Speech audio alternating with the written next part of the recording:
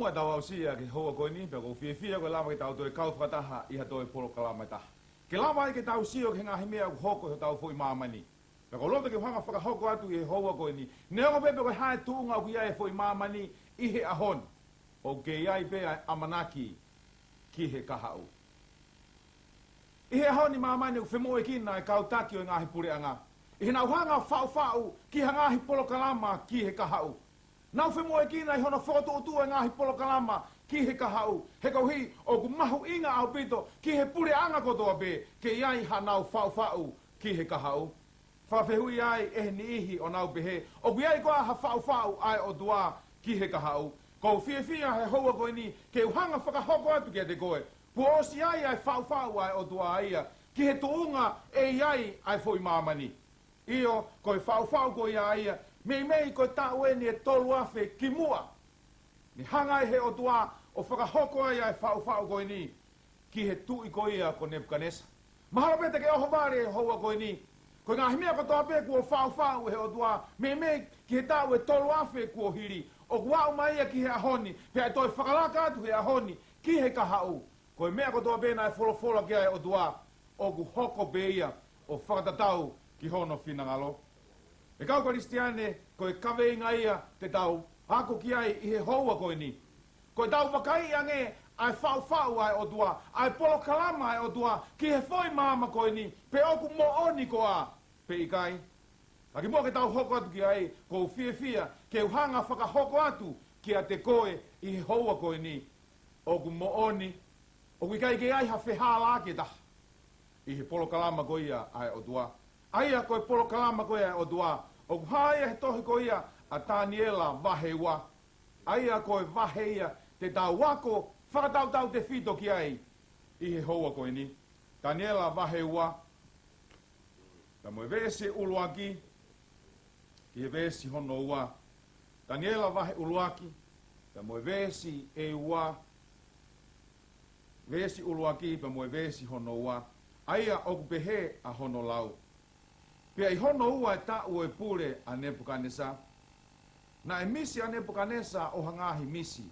Aia na e mamahi ai hono loto. Pia na e mahui e ne mohe mea deia. Ko ia na e whekau ai e he tui ke ui ai kau fie mana. Ai kau astalonoma, moe kau tuki, moe kau karipia. Koe hui ke nau whakahaa ki he tui, a ene ngahi misi, ko ia na nau hao tuu he ao o e tui. Hanga whalawhalawa mahino mai kak tau tolu heni, na e mohe ai a Nebukanesa i hono mohe ngā iha poita. Pea ne mamata ai ki ha misi, pea ai a Nebukanesa me he ne mohe, pui kaiken toi hanga mana tui ai misi koe ni. Koe misi o kumatua ki mahu inga au pitoia o whelawe i pia mo ngahi tui hiteni. Koe tui hiteni e unau pehe ka misi hataha o ne sio ki ha whahinga mea. Koe pōpua kia o mai e honau o tua kia ki nau dolu. Pia nai mamahi ai loto o Nebukanesa e ne fia ilo ki he misi koe ni. He ko hiu tai toi vei iua e ne tui. Koe pōpua kia ni mei hono o tua kia teia. Ko ena ne hanga o hui ai e ne kautangata poto. Kautangata matao Papilone. Ke nau hau pe ke nau hanga whakahakia te ia. Ko e hako ai misi na ane mamata ki ai. Na e hau e kautangata poto o Papilone. Pe nau hanga o eke ange ki a Nebukanesa e hoa fio. Whakahoko mai mua kia ki mautolu. Ko e hae misi ko ia. Na e whakahae tuika ki nautolu kuo ngalo ai misi ia te au. Kaike utoi mana tui. Ka kou fie mau ki mautolu. Kou hiko kau tangata poto ki mautolu. Kou hela hono tauhi ki mautolu.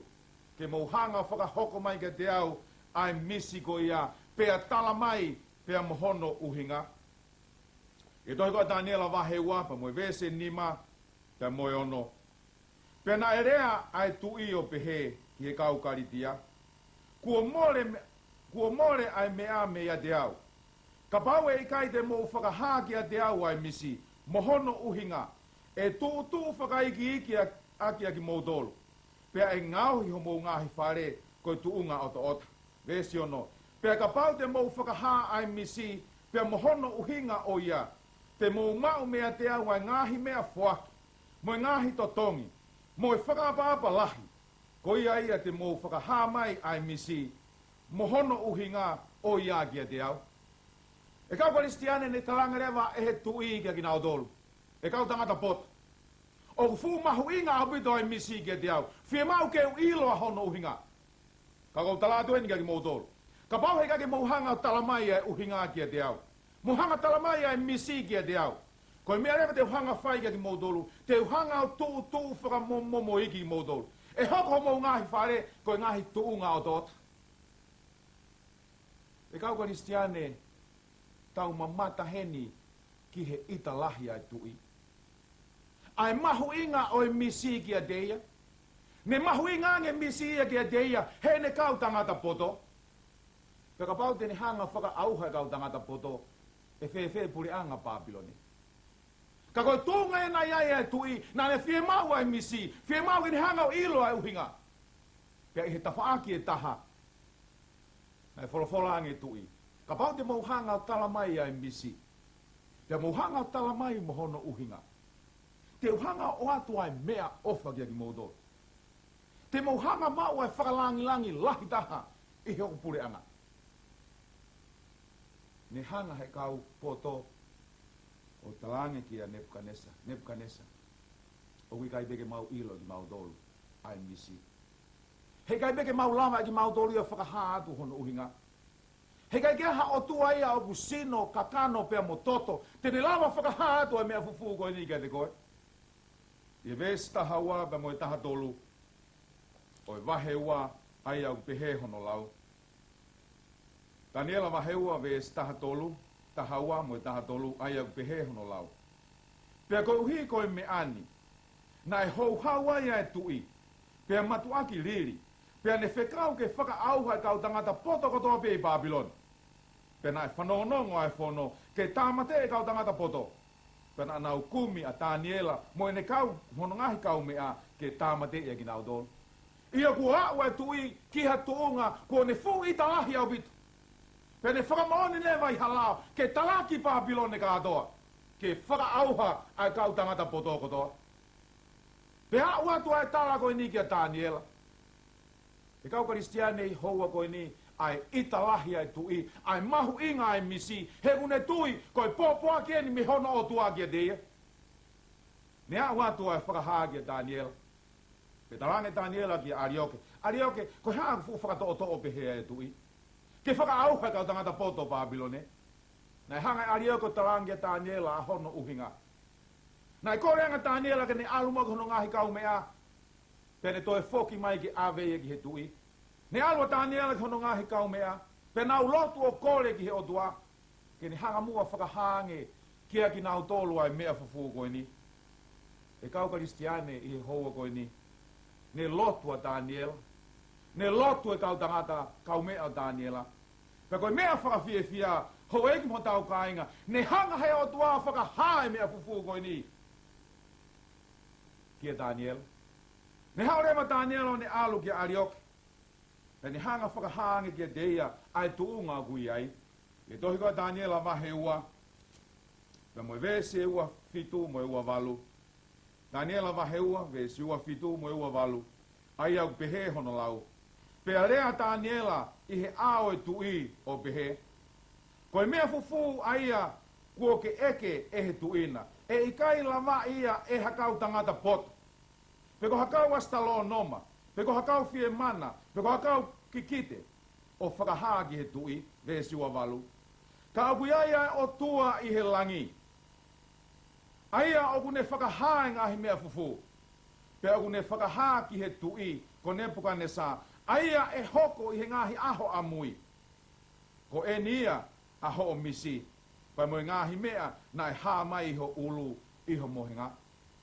Ne amalema Daniela o ne whehanga hangai pia moi tui.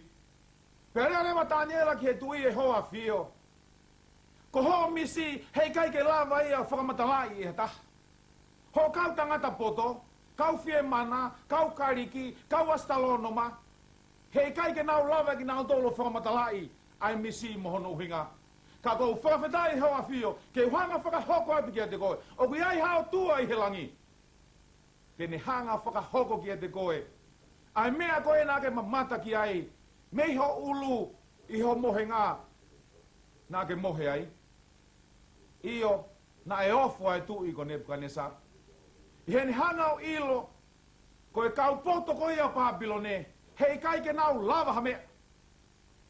Ngata pe o tua oi langi. Ia vesi ua fulu mahiwa. Aia o behea hono lau. Koe uhiko koe tui. Na e tupu haka ia te koe hangahi whakaukau iho mohenga. Ki he mea e hoko amui. Pea koia na e whakahai ai ngahi mea fufu. O kune whakahaa kia te koe ai ngahi mea e hoko mai. E kau Kristiane, ku hanga e wholofola hene o whakahaa. Ne talanga newa Daniela ki he tui. Ai ngahi mea koia e hoko. Ves tolungo fulu mātaha. Ai au pehe hono lau. Ka ko koe e tui. Nā ke mamata pea wakai koe fu mea whakatātā. Koe fu mea whakatātā ni aia oku le rei au pito ene ngingila. Na e tu ia iho ao. Pea ne whakamana wahe a honoanga. Hanga Daniela hei no whakahaki he tui e heo awhio. Nā ke tokoto iho mohenga pea ke whakaukau koe hae ngahi mea e hoko iho pure anga i he kahau. Ja kun tuli koe taki kotoa pe, oha pure anga, oha siasi, oha kau taha.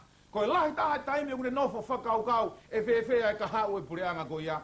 E whewhea e ka hau e siasi ko ia, e whewhea e ka hau e kau taha ko ia. Pe hamarema heo tuao whakahaa hatu ke te koe. Ha fu mea whakatātā. Ka fu mea whakatātā koe ni oku le rei pe oku ngingila. Ka mea whakatātā koe na e tu ia iho ao, pe oku whakamana wahe a honoanga.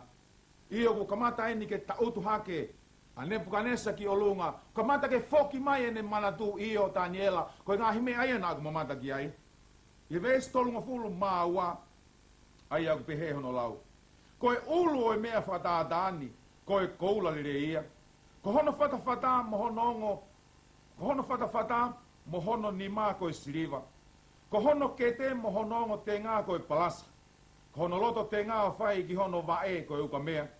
Pea ko hono vae ko e konga o uka mea ko e konga o umea. Kau Kristiane ku hanga e wholofola whakahaa mai heni hanga Daniela whakahoko ki a Nebukadnesa. Nebukadnesa ko e fumea whataata ko e nare mamata ki ai. Ko hono ulu ko e koula. Ko hono fata ko e siliva. Ko hono konga loto ko e palasa. Ko hono alanga ko e uka mea. Ko hono vae ko e konga ia o uka mea pea mo umea. Iyo ne hanga heni e he otua whakahoko ki a Nebukadnesa. He ikai ke tuuloa ho pureanga. He koe whau ia Nebukadnesa ke tuuloa hono pureanga. Koe whau ia Nebukadnesa ke ua toe riua hono pureanga. Kana e hanga he otua whakahoko anki a Nebukadnesa. Nebukadnesa he ikai ke tuuloa ho pureanga. Koe anga ena ku whakatu ki historia o tangata. Koe ngai nai whotutu ke whoi mamani. Koe ngai nai whau ki he kahau o e whahinga o e tangata. Hoi mo tau kainga o kui ai bea whau ai o tua ia ki he whahinga o e tangata. O ana ke pehe o ku nofo noa e o tua. Iyo ku hanga he o tua whai ene whau whakotu ene palani. Pea ko ene ngā weia ke lava ke whakahoko ene whau i he taimi totonu. Aia o kune whina ngalo ki ai. Ni hoko ture wa Daniela ke ni hanga whakamatalai ai uhinga o i misi koe ni. I tohi koe Daniela waheua, ka moi vese tolu ono. Ai au pehe hono lau, ka ko eni ai misi. Pea te nau whakaha iho ao, oe tui a hono uhinga o ia. E kau Kristiane ko kamata eni ki hanga i Daniela, ke ni hanga whakaha ki he tui, ai uhinga e fumea whakatātā koe ni. Ki vesi tolungo fulu mā fitu, ki he tolungo fulu mā walu. Aia, kua kamata heine Daniela, ke ni hanga whakauhingai, ai misi koe ni. Tolu fitu mo tolu walu, ai upihe no lau. Ko koe tui koe o ngahi tui. He kua whoki kia te koe ehe o tua o e langi. Ha pure anga moe pure, moe mālohi moe nau. Pe he ngahi potu kotoa pe o ke nofo ai ai whanau o e tangata. Kua ne tuku ia ki hon nima. Ai whangamanu kotoa pe o e vao. Ai whangamanu puna kotoa pe o e ada. Pe a kua ke ne whakotuu. Koe ke pure kia ki nau tolu kotoa pe. Ko koe uluni o e imisi. hanga he o tua he no whakahakia Nebuchadnezzar. Nebuchadnezzar, ko hanga he o tua whaki ka te koe ha pureanga. Ko hanga he o tua o atu ka te koe ha pure, ha nau moha koloa ia. Pe ko hanga o tua tuko atu ka te koe, ke hanga pure ia e mea mo ui kotoa pe i he funga o mamani. Ai malohi, ai nau, ai pure. O au ki he langi, o au ki he funga e whanua, ki he tahi, ki he whanua kotoa. Te hangarewa tā nea o taranga Nebuchadnezzar, koe whinangalo oi o tua, ko koe ulu koe oi imisi. Ko tui pēna e fia e tui koe ni. I hene whanonga ku hanga he o tua, o uia ke ne pure, uia ke ne taki. Pea koe ia koe ulu ia oi imisi.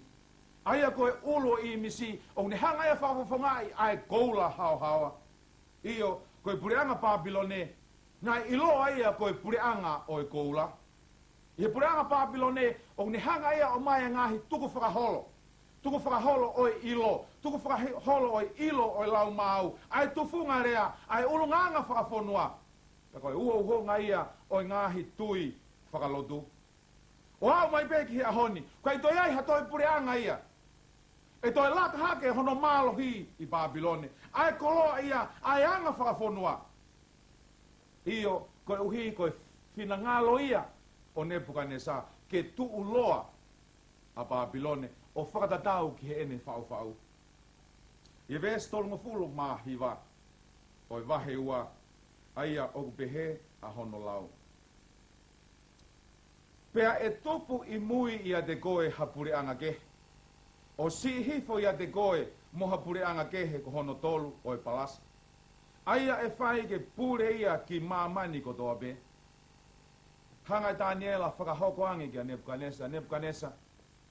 E toi aia e pureanga taha e tupu hake i mui ia koe. Io hanga e wholofola whakamahino mai kia ki tau tolu heni.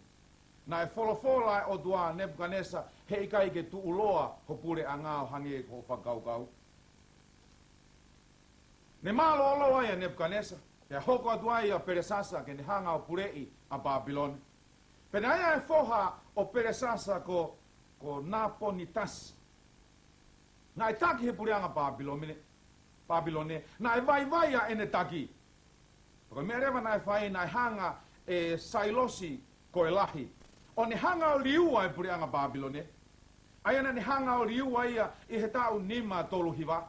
Ne hanga Nebuchadnezzar whaua Papilone ko e kolohau. Ka koe matolo e a koe a Papilone, e lava ke lere takai aha ngahi saari o te fitu. Koe whaunga pētahana e lava ai e Sailosi ke ni hanga o liua a Papilone, koe nau hanga whakamamaha ai vai tafe i whare te si. Pea hue ne kau soti ai o nau hanga rewa o liua ai kolo koia ko Papilone. Io ke whakamoni ai whau ai o tua, hei kai ke tūloa a Papilone. E ai ai pureanga taha aia koe pureanga mitia pea mo pēsia. Nai pureanga mitia mo pēsia, aia uni hanga whawhawhonga ia pureanga siriwa, mei koe tau e uange au. Pei he vesi tolu hiwau tala mai ke tau tolu, pe e toi ai hatoi pureanga taha hono tolu koe palasa. Io, i he tau tolu taha. Na e whepake aia tala iasi hono tolu o mitia mo pēsia, pea mo Aleksanita koe lahi o karisi, i he tau iloa ko ia ko Apela. Kaukaristiane koe tau ringi toto lahi taha enu whakahoko he mamani. Nai hanga Aleksanita koe lahi, o ne hanga o liua.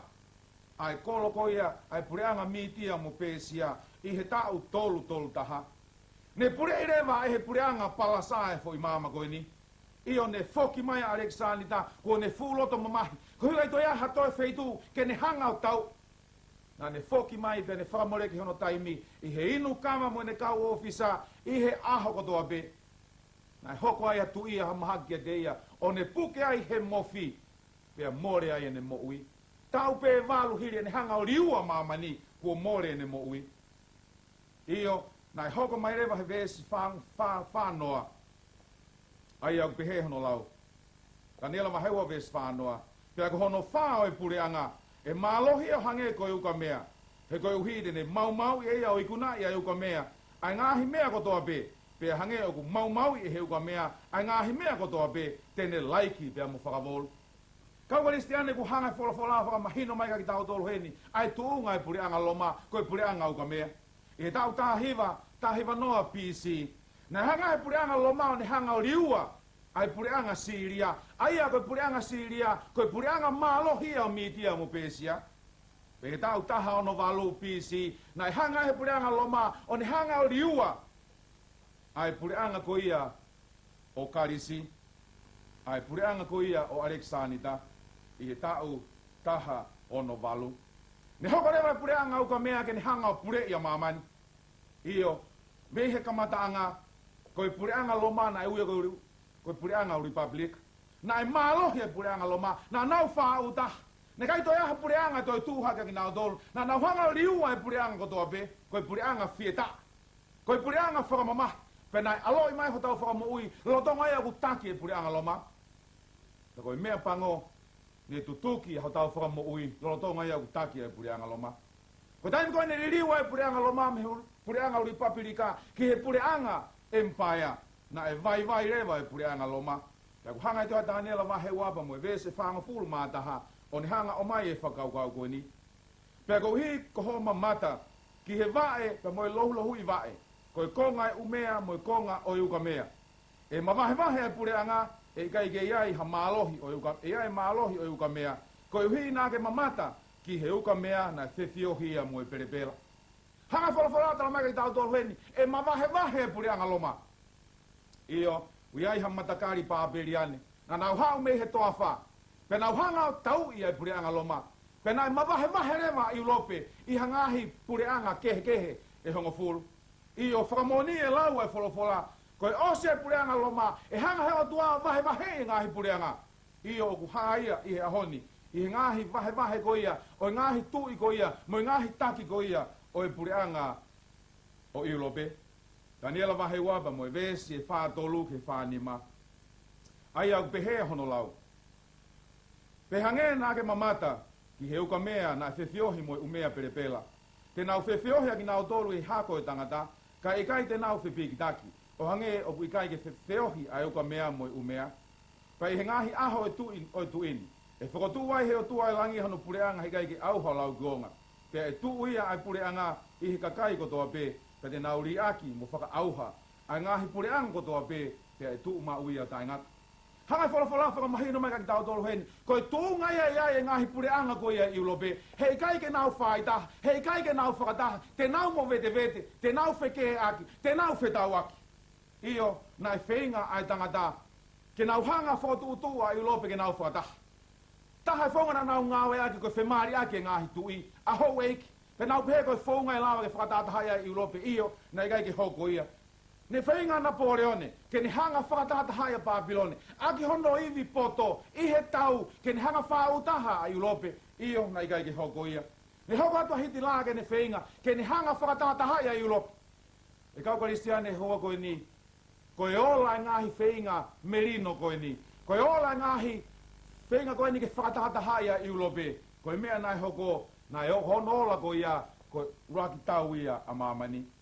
E hiri koe e ulaki tau koe hono ulaki a mamani. Na e whakatu rewa hakautaha na e ui koe League of Nations. Koe kautaha koe ni, koe nau ngā ue, ke nau hanga whakatahataha i ngahi whanua i ulope. Ke merino i ngahi whanua i ulope. Whakatahataha i ki nau tolu ke nau ngā ue whakataha. Koe ola o i ngā ue koe ni, ne toi hoko ai e taulahi koe ia honoua. Pea hiri e taulahi honoua, toi hanga he ngai whanua i ulope, o whatuutu ha kautaha gui koe United Nations, pe koe kautaha ai ngahi pureanga. E kau Kristiane, koe uhinga e kautaha koe na ngahi pureanga, ke nau hanga o mai ai merino ki he ngahi whanua o mamani. Ke nau hanga o mai ai whautaha ki he ngahi whanua o mamani. Kau mou ilo koa ho ingo tau ka inga hea honi. Koe lahi anga ngā au e ngahi kautaha, o ngahi pureanga koe ia mamani. Koe lahi anga ia e tau, koe lahi anga ia e mo veu. He nai whalafola e o tuaki a Nebuchadnezzar. Hei kaito i ai ha merino i mamani, kai ua pe kua whoki mai a sisu. Ia honi ko tau whanonga, ko toi whotu hakautaha who'u, aia gui koe NATO, pe koe NATO. Aia koe kautaha koe ni, koe whakatataha ia e Amerika, mo ngahi whanua koe ia ohi hifo i ulope. Paka ngahi whakaukau koe ni, ke nau hanga whakotu hangahi iwi whakatautau, ke nau hanga whawhepaki, a ngahi whanua e kominisi, e kau karistiane, kui kai ke ola ngā oe koe ni hea honi, hau koe au kei tupulaki pēr mo veu, moi whe ita aki. Toi ai matoi kau taha kuna hanga whakotua, hui ki nau tolu koe EEC, koe kau taha koe ni au teke mui e sias katolika, pēr mo Amerika. Koe nau whenga ki nau tolu, ke lava ke whakatahae ngahi whanua koe au Europe, whaka-ekonomika, whe whakatau aki. Ha whaunga lava, ke nau whautahae e whe whakatau aki. Kau karisiane ku nau hanga whakotu ueni, ke nau hanga whakotu ha paanga pētaha, ke ngau eke ngahi whanua Europe. I hea honi koe whanua eua Europe, koe ke na hanga o tāria whakaukau koe ni, ko perisiume, pēr mo Piritania. Koe whawhaua si, koe tau e uawhe, te nau ngau eke pē paanga taha Europe. Kai te whemaha passport ke alme whanua koe, kie whanua koe. Peka pau e hoko ia, o pehe tohi kau whakahawa he taha whitu. E houa pē taha e nau merino, aia koe aho e taha nima, pēr e toi mo vete. Te ai mo whakataha, kau taha who'o e taha i he honi, o kui koe New World Order. Koe whakataha koe, kau taha koe ni, o ku whainga Amerika, pēr kau ki ai moi tui tapu. Ke nau hanga whakataha taha ia māmani, iha malu o ha fuka pētaha. Ke whakataha taha e ngahi tui whakakaristiane, ke nau taha pe ki nau tolu. Whakataha taha i pēr moi paanga pētaha, ke ngau ea ke māmani kātoa pe. Whakatu pēr moi lao pētaha, ke ngau ea ke māmani kotoa pe. Pea ke nau nofo ki nau tolu i he malu o tui tapu. Ke hoko e tui tapu, koe pūre ia i he ngahi whautaha kātoa koe ni. Kau karistiane koe whenga pēia e tangata, ha whaunga e lava, ke whautaha ia e mamani, ke o mai ai merino, ka kua whola mai e otua, ki a Nebukanesa, o au mai ki hea honi, hei kai kei toi ai ha merino i mamani. Tanela wahe uapa moi, vese wha moi whanima. Ai au pehehono lau. I ngahi aho e ngahi tuini. E whakotu he o tua e langi ha pureanga. Aia e auha i kai auha ka e lau i kuonga. Pea e tuku e pureanga ki he kakai ke he. Pea tene laiki o whaka auha. Ai ngahi pureanga ni kotoa pe. Pea e tu mau ia tai ngata. Ko huina ke mamata. Pea tāmai e maka mehe mo unga. Ta e kau ai hanima. Pea na e mau i. Ai uka mea, ai palasa, ai umea, ai siriva. Pea moe koula. Kua whakahaa he o tua. Ki he tui, aia e hoko mai amui, pea oku mooni ho misi, pea ko hono uhinga o ia oku mau. Kau karistiane ku hanga wholofola heni, ku hoko ate whamataa e Daniela ai misi ki a Nebukanesa. Rotonga e pūre ko ia ngai hātui ko ni, rotonga e moweu e hoke foi māma ko ni. E ai ha maka e aluhifo mehelangi, me mounga. Pa koe maka ko ni kai ke ala ki ai hanima. Pa e aluhifo e maka ko ni, o ni hanga o tai e fu i misi ko ni. Pea e movete ai goula, movete ai siriva, movete ai palasa, movete ai uka mea ka umaa, ai uka mea pea moe umea. E kau karistiane, koe maka koe ni, ua whakamahino mai e he wholofola, i tohi koea e whesova he ua, pea moe vese ua noa. E whesova he ua pea moe vese ua noa, ku whakamahino mai ai ka ki tau tolu hen. E whesova he ua, pea moe vese ua noa ai aku pehe hono lau. Pea kua whakotuu ki he tuunga o e kau apostolo, mo e kau palofita, ko hono fuu makaturi ki ia ko Sisu Klais. E kau karistiane i he hoa koe ni, ku hanga whakahahen he o tuane whau ki a Nebukanesa. Koe maka koe ne hau me he mounga ko Sisu Klais ia. Kau karistiane koe toe foki mai a Sisu. Hanga i wholofola whakamahino mai kaki tau tolu hen. Neo ngai whenga e tangata, ke merino, ke whautaha mamani, ku hanga i wholofola whakamata mai kaki tau tolu, e mo veu bea e tangata ia, he kai ke ai ha merino i mamani. Kai ua be kua foki mai a Sisu. Koe foki mai a Sisu, teni hanga whakotu hono pure anga i mamani, pe koe pure anga koe ia e lau i kuonga. E kau karistiane, koe tuunga ia o e fo i mamani. Oua nā ke ofo, i he tuunga kui ai e fo i mamani, ai mo veu, ai tau, ai ke, ai tūhaka ke whanua, tūhaka pure anga ki pure anga. He ku wholofola Sihova, ki a Nebukanesa, pe au moonia he ahoni. Koe tuunga ia ho tau fo i mamani. Pea neongo ene mo veu, ko fie whakahātu i he hoa koe ni, o kui ai ai amanaki, ki he kahau. Pea koe amanaki koe ia, koe fu maka koe ia ku hau me he mounga. He tene hanga whokotu hono pure anga i he merino, i he mau lota, i he whauta. Koe lotu ia. Ke tokori ko he eiki, ke mateu teu. Ke whenga hanga i mga hi palopare mai maama koe ni. Te ke tupu ho amanaki i he maka aia ko si Isu Kraisi. Ke tau lotu. E tamai mafu mau whakamalo ke te koe. Koe whainga maari ko ki hanga whakaha mai ka ki mau tolu a ho whau. Ai whau mā o lunga ai a Fiona. Ka ko ki hanga whakahoko be ho whau o whakatatau mo ho whina ngalo i ho taimi be o. Mau wakai ke kuohiri. Ai whakakakanto he a Fiona a ho whau.